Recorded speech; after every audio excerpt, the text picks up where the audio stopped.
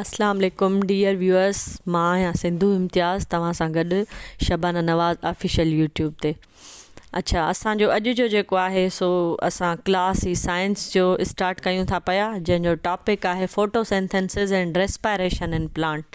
Photosynthesis जीअं already जेको आहे सो असां कुझु वक़्तनि ब वक़्तनि डिस्कस बि कंदा आया आहियूं, पर अॼु जेको आहे हिनखे डिटेल में थोरो पढ़ंदासीं। हिन जो जेको पहिरियों सुवालु आहे उहो आहे त stock between leaf and branch called. ठीकु आहे, स्टॉक जेको आहे सो पन ऐं जेको आहे सो थुड़ जे विच ते जेको हूंदो आहे, ब्रांच जे विच ते हूंदो आहे, उनखे छा चइबो आहे? उनखे चइबो आहे लीफ स्टॉक। ॿियो सुवालु आहे what divides the leaf into two parts, माना उहो कहिड़ो हिसो आहे जेको पन खे, ॿूटे जे पननि खे ॿिनि हिसनि में विरहाए, उनखे चइबो आहे मिड रिब। माना जेका विची जीअं खणी रग चइजे, नस चइजे, उहा तव्हां अक्सर ॾिठो हूंदो त पननि में जेको आहे सो विच ते हिकिड़े क़िस्म जी रिब हूंदी आहे, जेका बिल्कुलु सेंटर ते उनजे ते हूंदी आहे, उहा ई जेको आहे सो ॿिनि पार्ट्स में लीफ खे डिवाइड कंदी आहे। ॿियो सुवालु आहे त flat part of leaf is called, माना जेको सिधो सौ बिल्कुलु पन जो जेको हिसो हूंदो आहे उनखे छा चइबो आहे? उनखे चइबो आहे lamina. Lamina is the right answer. ॿिए सुवाल जी तरफ़ अॻिते हलूं था त upper layer of leaf is, माना जेको मथियों जेको पन जो हिसो हूंदो आहे उहो छा हूंदो आहे? उहो हूंदो आहे वैक्सी वाटर प्रूफ। वैक्सी माना जीअं तव्हां सम्झो था उहो हूंदो आहे वाटर प्रूफ, जंहिंमां अंदरि जेको आहे सो पाणीअ जो गुज़र या उनजो निकिरणु न थिए।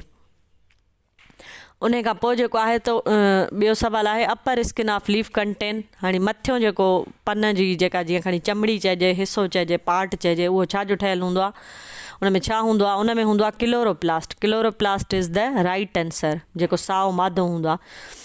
नेक्स्ट सवाल जी तरफ़ हलूं था त what is present in chloroplast. हाणे इहो ऑलरेडी असां पढ़ी बि आया आहियूं त क्लोरोप्लास्ट में अंदरि जेको आहे क्लोरोफिल मौजूदु हूंदो आहे। ठीकु आहे, हिन जो राइट आंसर जेको आहे उहो क्लोरोफिल आहे, जंहिंजे करे पन जेको आहे सो असांखे ग्रीन कलर जा नज़र ईंदा आहिनि, ऐं उहे फोटोसिंथेसिस जो अमल बि जेको आहे सो इन ई बेसिस ते कंदा आहिनि।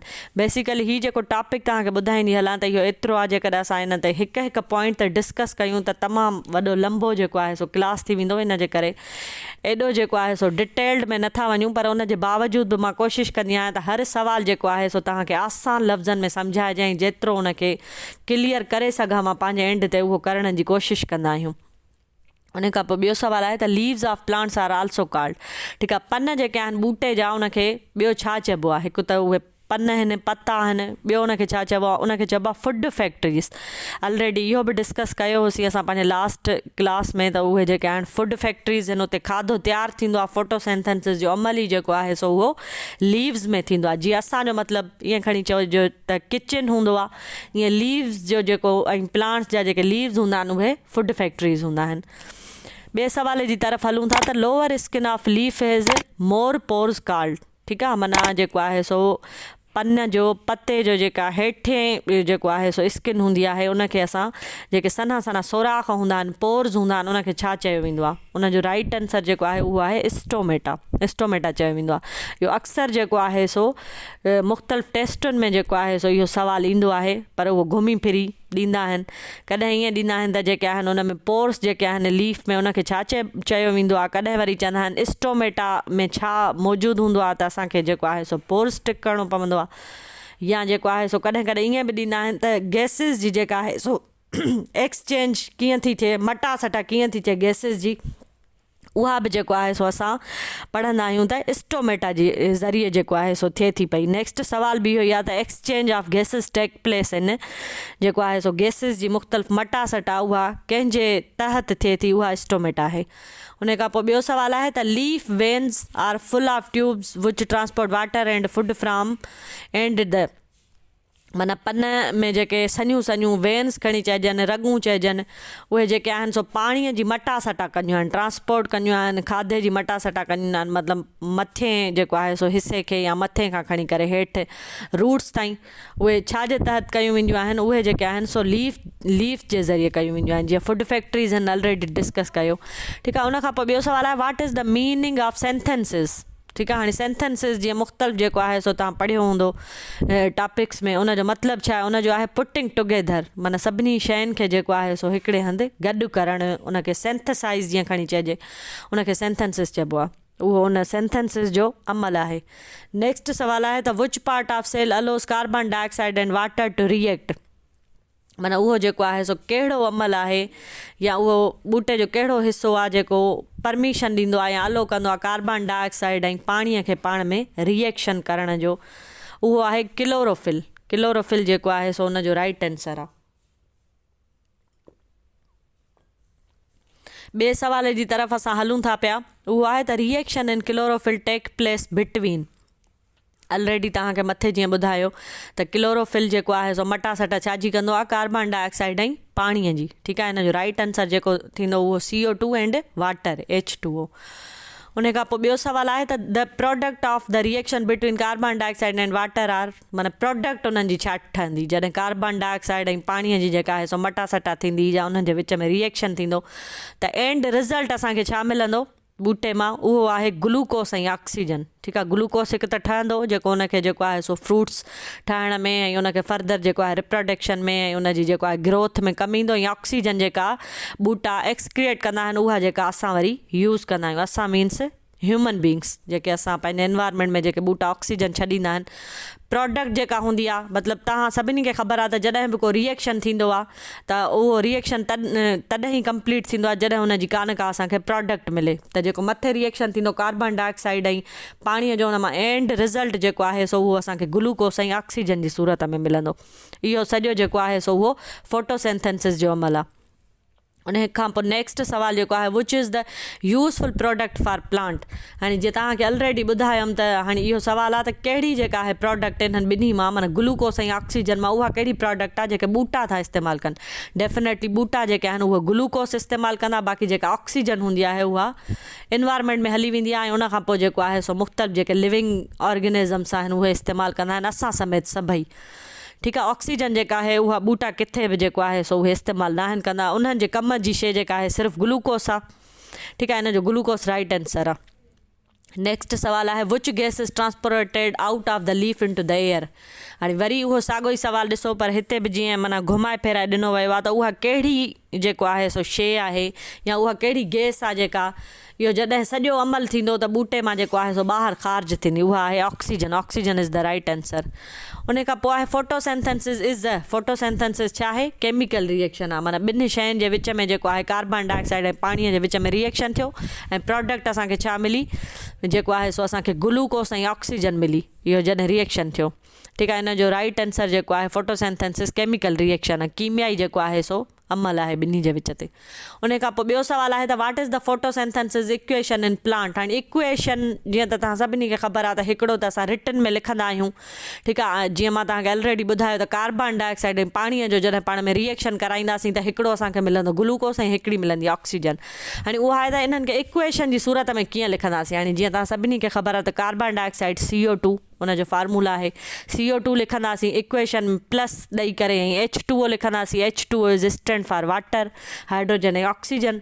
पोइ जॾहिं रिएक्शन कराईंदा आहियूं त विच ते एरो जो निशान ॾींदा आहियूं असां, एरो खां पोइ जेको आहे सो असांखे हिकिड़ी प्रोडक्ट मिलंदी ग्लूकोस, जंहिंजो फार्मूलो आहे C6H12O6। ठीकु आहे, तव्हां सभई मुंहिंजे ख़्याल में जेकॾहिं फार्मूला पढ़िया हूंदा त उन्हनि खां जेको आहे सो बख़ूबी वाक़िफ़ु हूंदा। ऐं उन खां पोइ जेका ॿी प्रोडक्ट असांखे मिलंदी उहा आहे ऑक्सीजन O2। ठीकु आहे, नेक्स्ट हलूं था सवाल जी तरफ़। What is the chemical formula of carbon dioxide. Already तव्हां सां हिमल रिसेंट डिस्कस कयो आहे त कार्बन डाइऑक्साइड जो जेको केमिकल जेको आहे सो फार्मूला आहे उहो आहे CO2।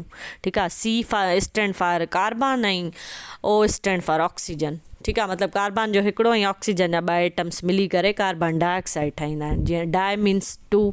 ठीकु आहे, उन खां पोइ ॿियो सुवालु आहे त what is the chemical formula of water. सभिनी खे ख़बर आहे वाटर जो जेको पाणीअ जो कीमियाई फार्मूलो छा आहे, उहो H2O, माना हाइड्रोजन जा ॿ एटम ऐं ऑक्सीजन जो हिकिड़ो एटम जॾहिं मिलंदो पाण में त उहा छा ठाहींदा, वाटर ठाहींदा। उन खां पोइ ॿियो सुवालु आहे what is the chemical formula of glucose. मथे ऑलरेडी तव्हांखे ॿुधायो, वरी रिपीट था कयूं त C6H12O6 जेको आहे सो उहो ग्लूकोस जो फार्मूलो आहे। उन खां पोइ केमिकल फार्मूला ऑफ ऑक्सीजन कहिड़ो आहे, सिंपल आहे, सफ़ा O2 आहे। ठीकु आहे, उन खां पोइ आहे what is the respiration equation in plant. हाणे ॿूटनि में साह खणण जो अमल कीअं थो थिए। ठीकु आहे, उन जे लाइ इक्वेशन, हाणे ॿूटा जॾहिं साह खणंदा आहिनि त छा कंदा आहिनि, ग्लूकोस ऐं ऑक्सीजन जो जेको आहे सो उहो इस्तेमालु कंदा आहिनि। हाणे ग्लूकोस जो फार्मूलो C6H12O6 प्लस ॾेई करे 6O2 ऐं उनखां पोइ जॾहिं रिएक्शन थींदो त उहे छा क्रिएट कंदा त 6CO2 ऐं प्लस 6H2O, माना कार्बन डाइऑक्साइड ऐं हाइड्रोजन जेके आहिनि सो उहे असांखे वापसि जेको आहे सो उहे एक्सेल कंदा आहिनि। ठीकु आहे, उन खां पोइ ॿियो टॉपिक जेको आहे अॼु जो साइंस जो उहो आहे इन्वायरमेंटल एंड इंटरेक्शन। ठीकु आहे, इन्वायरमेंट माना माहौल ऐं इंटरेक्शन उन्हनि जो पाण में बाहिमी तालुक़ु कीअं आहे। ठीकु आहे, इन जो पहिरियों सुवालु जेको आहे living things is an environment are called, माना सभई जेके जानदार शयूं असांजे माहौल में मौजूदु आहिनि। जीअं त तव्हां सभिनी खे ख़बर आहे त असांजे एनवायरमेंट में जेके आहिनि 2 शयूं हूंदियूं आहिनि, हिकिड़ियूं हूंदियूं आहिनि जानदार ऐं ॿियूं हूंदियूं आहिनि जानदार। असां सभई जेको आहे हिक ॿिए ते डिपेंडेंट हूंदा आहियूं। ठीकु आहे, हाणे लिविंग थिंग्स जेके जानदार एनवायरमेंट में जेके शयूं आहिनि उन्हनि खे असां चवंदा आहियूं साइंटिफिक वे में बायोटिक कंपोनेंट। बायो लफ़्ज़ मां जीअं तव्हां सभई बख़ूबी वाक़िफ़ हूंदा, बायो मीन्स लाइफ, माना अहिड़ा कंपोनेंट जेके लिविंग हुजनि, जेके साह खणण जो जेके अमल करे सघनि। मिसाल तव्हां, असां, जानवर, इहे सभई जेके साह खणी सघूं था उहे सभई छा आहिनि, बायोटिक कंपोनेंट्स आहिनि। उन खां पोइ ॿियो सुवालु आहे त how many types of biotic component. ठीकु आहे, बायोटिक कंपोनेंट जा जेके आहिनि सो केतिरा क़िस्म आहिनि, केतिरा टाइप्स आहिनि, उहे आहिनि 3। हाणे 3 कहिड़ा आहिनि उहे अॻिते हली करे जीअं जीअं सुवाल ईंदा उन में पढ़ंदासीं। हाणे हेठि आहे त नेम द 3 बायोटिक कंपोनेंट। हाणे कहिड़ा आहिनि उहे 3 जेके आहिनि बायोटिक कंपोनेंट जानदार हिसा माहौल जा। सभ खां पहिरीं आहे प्रोड्यूसर्स। ठीकु आहे, मतिलबु जेके पैदावारी अंसर जंहिंखे असां चवंदा आहियूं। ॿियो आहे कंज़्यूमर्स, माना जेके सार्फिन या जेके इस्तेमालु कनि ऐं ॿिया आहिनि डिकम्पोज़र्स। ठीकु आहे, टियों जेको कंपोनेंट आहे उहो डिकम्पोज़र्स, माना ख़तमु करणु, इस्तेमालु करे छॾणु। ठीकु आहे, ॿियो सुवालु आहे the green parts algae and some bacteria are called. हाणे ग्रीन प्लांट्स जेके आहिनि, सावा ॿूटा आहिनि ऐं अलजी जेके आहिनि उहे छा आहिनि, उहे आहिनि प्रोड्यूसर्स। हाणे प्रोड्यूसर्स असांखे छा खे चवंदा आहियूं, उहे जानदार शयूं जेके पंहिंजो खाधो पाण ठाहे सघनि। ठीकु आहे, जीअं ग्रीन प्लांट्स आहिनि, सावा ॿूटा, जीअं तव्हांखे ॿुधायो क्लोरोफिल ऐं जेको आहे सो क्लोरोप्लास्ट जे मौजूदगीअ में उहे पंहिंजो खाधो पाण तयारु कंदा आहिनि, जंहिंजे करे उन्हनि खे प्रोड्यूसर्स बि चइबो आहे ऐं उन्हनि खे ऑटोट्राफ बि चइबो आहे। उन खां पोइ ॿियो सुवालु आहे the animals that get their food by eating plants and other animal are called. हाणे जानवर जेके आहिनि उहे तव्हां सभिनी खे असांखे ख़बर आहे त उहे पंहिंजो खाधो पाण न आहिनि तयारु कंदा, बल्कि उहे ॿूटा खाई करे या ॿिया जानवर खाई करे उन्हनि ते डिपेंड कंदा आहिनि। उन्हनि खे छा चइबो, हाणे उन्हनि खे ज़ाहिर प्रोड्यूसर्स त न चवंदासीं, उन्हनि जो राइट आंसर जेको आहे उहो आहे कंज़्यूमर्स, माना इहे सार्फिन आहिनि। इहे पैदावार कुझु बि न आहिनि कंदा, पर इहे छा कंदा आहिनि, ॿियनि जूं शयूं पैदा कयल उन्हनि ते डिपेंड कंदा आहिनि, कंज़्यूम कंदा आहिनि, उन्हनि खे इस्तेमालु कंदा आहिनि। 16 लफ़्ज़नि में खणी चइजे। ॿियो सुवालु आहे the animals that only eat plants are called. ठीकु आहे, हाणे अहिड़ा जानवर जेके सिर्फ़ु ऐं सिर्फ़ु ॿूटा खाइनि उन्हनि खे छा चवंदासीं, प्राइमरी कंज़्यूमर। ॿियो सुवालु आहे the animal that eat primary consumers are called. हाणे इहा जॾहिं बि तव्हां फूड चेन पढ़ी हूंदी त उन में इहे सभई हूंदा आहिनि, कंज़्यूमर्स, प्रोड्यूसर्स, डिकम्पोज़र्स ऐं उन खां पोइ जेको आहे प्राइमरी कंज़्यूमर्स उहे आहिनि ऑलरेडी ॿुधायो जेके ॿूटा खाइनि। उन खां पोइ प्राइमरी कंज़्यूमर्स खे वरी जेके खाइनि उहे जेके आहिनि उन्हनि खे चइबो आहे सेकेंडरी कंज़्यूमर्स। नेक्स्ट सुवालु आहे the small animal that feed on dead bodies of plants and animals are called. हाणे तव्हां सभिनी खे ख़बर आहे त जॾहिं ॿूटा या जेके आहिनि सो डेड बॉडीज़ एनिमल्स जूं उहे जॾहिं मरी वेंदियूं आहिनि त उहे जॾहिं असां उछलाए छॾींदा आहियूं माहौल में त उहे छा थींदियूं आहिनि, डिकम्पोज़ थींदियूं आहिनि। उहे एज़ इट इज़ उते पयूं न आहिनि हूंदियूं। उन्हनि सभिनी खे जॾहिं ख़तमु कंदा आहिनि, स्मॉल एनिमल्स जेके खाई करे उन्हनि खे ख़तमु कंदा आहिनि, उन्हनि खे छा चइबो आहे, डिकम्पोज़र्स। उहे छा आहिनि, बैक्टीरिया, वायरसिस, उन्हनि खे चइबो आहे डिकम्पोज़र्स। नेक्स्ट सुवाल जी तरफ़ हलूं था त non living component surrounding the environment are called. जीअं ऑलरेडी तव्हांखे ॿुधायो त हिकिड़ो बायोटिक आहे, ॿियो अबायोटिक। हाणे जेको लिविंग कंपोनेंट आहे उनखे बायोटिक चवंदासीं। हाणे जेको नॉन लिविंग कंपोनेंट आहे उनखे असां छा चवंदासीं, राइट आंसर इन जो आहे अबायोटिक कंपोनेंट्स। ॿियो सुवालु आहे उन जी तरफ़ हलूं था त how much earth surface is covered by forest. ठीकु आहे, मतिलबु ज़मीन जेका आहे असांजी, जीअं त तव्हांखे ख़बर आहे त उन में 75 जेको आहे टू 80% जेको आहे उन में पाणी आहे। ठीकु आहे, ऐं 73 तक़रीबन। ठीकु आहे, ऐं उन खां अलावा एग्ज़ैक्टली जेको आहे सो फॉरेस्ट केतिरी परसेंटेज ते जेको आहे सो, ऐं उन खां पोइ ख़ुश्कीअ जा कुझु हिसा आहिनि। फॉरेस्ट जेको आहिनि मतिलबु ॿेला जेके आहिनि उहे ज़मीन जे 6% ते मुश्तमिल आहिनि, 6%। उन खां पोइ ॿियो सुवालु आहे the community of biotic and abiotic component and their interaction for survival make up an ठीकु आहे। हाणे चए थो बायोटिक ऐं अबायोटिक, जीअं ऑलरेडी तव्हांखे ॿुधायो त 2 कंपोनेंट उन्हनि ॿिन्ही जो हिक ॿिए ते डिपेंड करणु या हिक ॿिए सां इंटरेक्शन सर्वाइवल जे लाइ उनखे छा चवंदासीं, उन सॼे सिस्टम खे जंहिं में बायोटिक ऐं अबायोटिक ॿई कंपोनेंट हुजनि उनखे असां चवंदा आहियूं इकोसिस्टम। माना इकोसिस्टम जी जिथे बि ॻाल्हि अचे त उते बायोटिक ऐं अबायोटिक जेके आहिनि सो उहे ॿई कंपोनेंट असांखे मिलंदा, उन्हनि खे ॿिन्ही खे गॾाए करे असां चवंदासीं इकोसिस्टम। नेक्स्ट सवाल आहे the study of the relationship between biotic and abiotic factor in environment called, इन जो राइट आंसर जेको आहे उहो आहे इकोलॉजी। इनखे इकोलॉजी चवंदा आहियूं। बायोटिक ऐं अबायोटिक फैक्टर्स जेके आहिनि सो माहौल में हिक ॿिए ते उन्हनि जो जेको आहे सो रिलेशन कीअं आहे, हिक ॿिए ते कीअं डिपेंड कनि था। नेक्स्ट सवाल आहे how many kinds of interaction between organisms are, ठीकु आहे, उन्हनि जो इंटरेक्शन जेको आहे सो कहिड़ो कहिड़ो आहे हिक ॿिए ते जेको आहे सो जानदारनि जो, उहे आहिनि टोटल इंटरेक्शन जेके आहिनि उहे आहिनि 3। इन जो राइट आंसर जेको आहे उहो 3 आहे। हाणे हेठि ॿियो सवाल आहे त नेम द 3 इंटरेक्शन बिटवीन ऑर्गेनिज़म्स। हाणे उहे कहिड़ा आहिनि 3 जेके इंटरेक्शन्स उन्हनि में ॿिन्ही में जेको आहे सो बाहिमी हिकिड़ो तालुक़ु आहे। हिकिड़ो आहे पैरासिटिज़म, ठीकु आहे, पैरासाइट्स हूंदा आहिनि हिकिड़ा, जीअं मिसाल जी ॻाल्हि मच्छर आहे, ठीकु आहे, इनखे असां छा चवंदासीं पैरासाइट आहे इहो।